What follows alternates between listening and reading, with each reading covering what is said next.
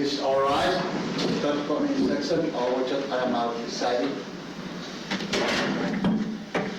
Thank you, Mr.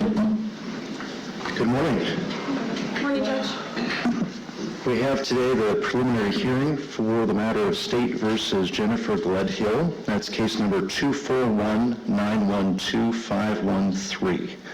If we could have appearances of counsel starting with for the State.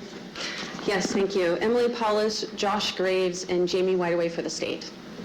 And for defendant. And Jeremy Diaz for Ms. Gledhill, Your Honor.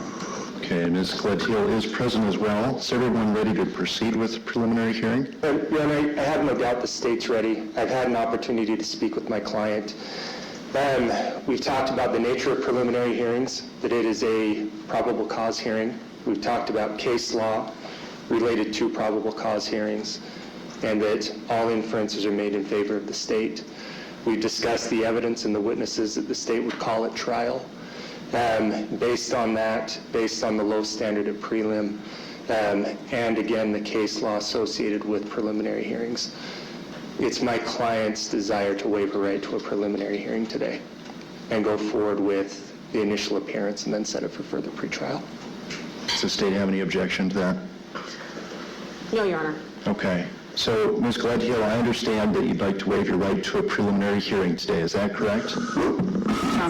Okay. Are you thinking clearly today? Yes, I am. Okay. Now, Mr. Diaz has explained that he's already talked with you about a preliminary hearing. I will perhaps reiterate some of the things he's already said.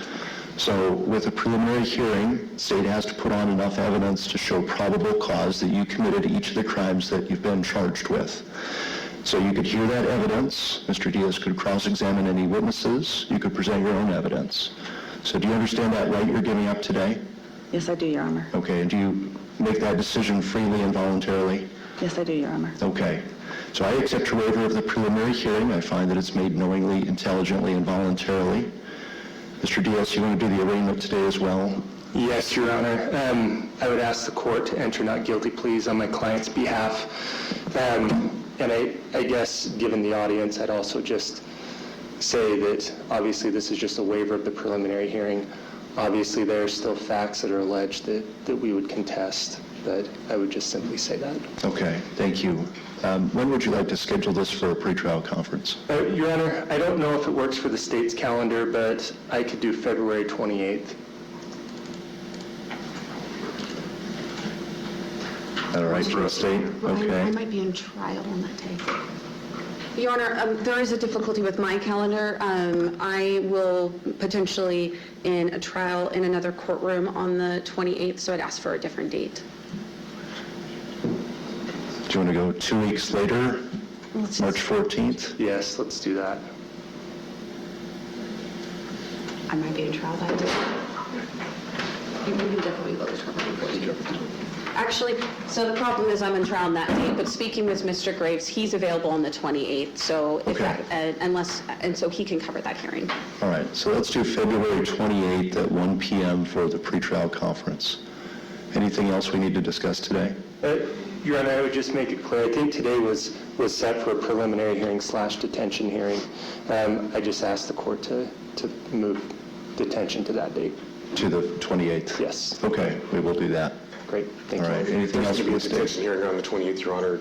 Should we set some time aside for the State to put on evidence, or will the court accept proffer? I'm fine with proffer. Okay. Yeah, I'm fine with proffer. And Josh, I anticipated proffer.